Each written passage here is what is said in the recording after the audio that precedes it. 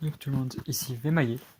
Aujourd'hui on se retrouve donc pour parler d'une série Netflix qui est sortie il y a très peu, on peut dire ça, c'est-à-dire en 2020, et qui se déroule donc dans le nord, vers la Norvège, Finlande.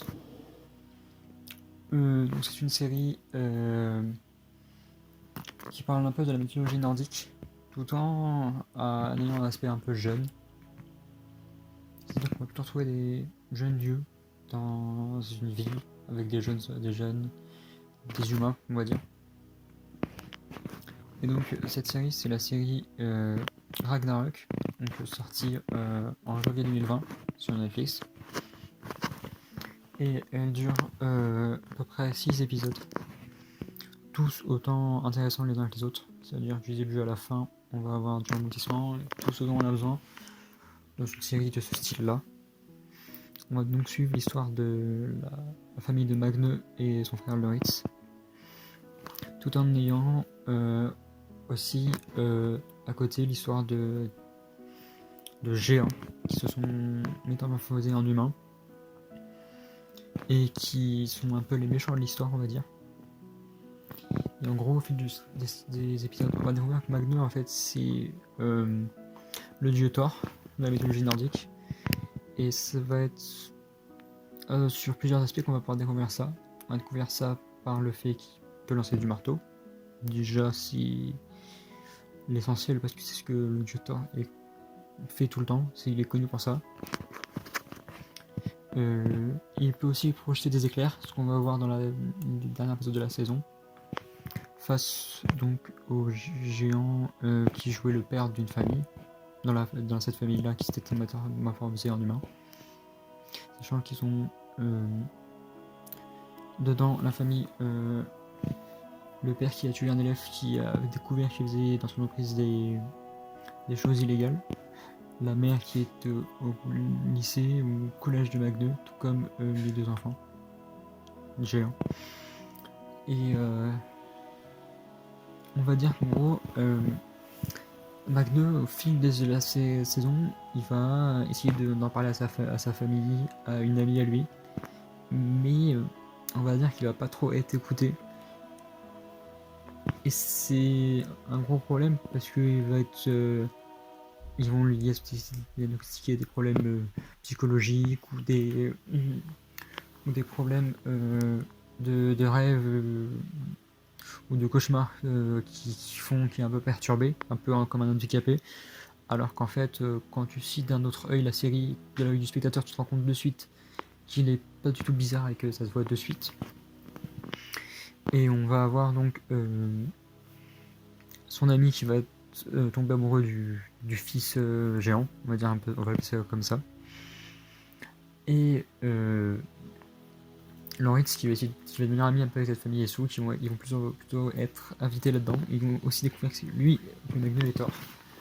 Ils vont le découvrir au moment plusieurs sortes d'épreuves. Ils vont le faire découvrir de l'alcool spécial qui montre que c'est Thor. Ils montrent même son visage dedans dans un miroir. Même le lancer d'un hache, comme ça. Et même le chien en fait vient de la mythologie nordique. C'est donc le loup qu'on voit dans Ragnarok. J'ai oublié son nom. Le loup de Hela, c'est ce chien là en fait. Et en gros dans l'avant-dernier épisode, je crois, sur les 6, le 3 ou 4ème, Magne va, mais de sang-froid, tuer le chien, tout en laissant pour mort, mais comme avec des branches d'arbre sur le chien, avoir du sang qui pisse à mort, comme si c'était vraiment un meurtre, mais violent, style un peu viking. D'ailleurs, dans le miroir, le Thor, c'est beaucoup Thor viking et pas trop le Thor qu'on voit dans les comics ou dans les films Marvel, ce qui est très bien intéressant. On apprend aussi, on revoit aussi le personnage qui est récurrent à chaque épisode. On se rend compte qu'en fait c'est un corbeau qu'on retrouve beaucoup dans la mythologie nordique aussi, qui est souvent vu comme qui est souvent un spectateur de tout et qui organise un peu toute l'histoire en fait, et qui avait déjà des prévisions qu'il pouvait lui donner et qui pouvait aussi nous servir à nous-mêmes à comprendre l'intrigue. Et au fur et à mesure aussi, son frère va aussi devenir un peu bizarre. Et il va s'amuser un peu de la situation. C'est-à-dire qu'ils vont avoir une sorte de balle. Et à la fin, il va s'amuser de la situation pour se déguiser en la directrice et tout. Pour jouer un jeu, un peu. Et le dernier épisode, c'est un peu en fait Mac 2 qui va sauver son ami parce que le fils devait tuer la fille. Et Mac 2 va s'en rendre compte rapidement et il va le suivre pour le sauver.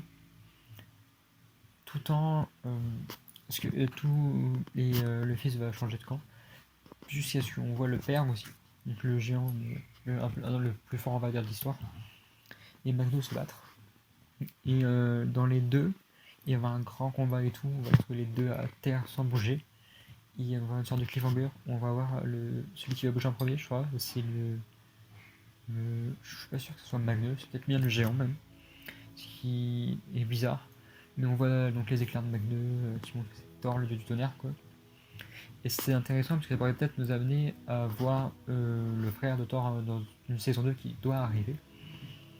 On pourrait voir Loki ou là, quelque chose comme ça. C'est très intéressant ce style de série. La seule chose que je me reprochais à cette série, c'est ok, c'est des épisodes de 50 minutes presque, mais il n'y a que 6 épisodes. Et je trouve que c'est pas assez. C'est bien utilisé, on a beaucoup d'intrigues, on s'est beaucoup suivi, mais il n'y a pas trop de trucs bâclés. Je trouve qu'on aurait pu en apprendre plus et en voir plus. Et c'est ce qui manque un peu à la série, du fait qu'elle est un peu courte.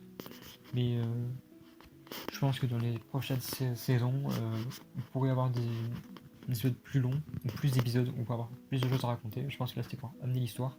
Et c'est très bien fait d'ailleurs. Et je peux même.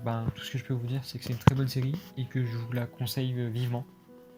C'est une série que je m'attendais pas à aimer.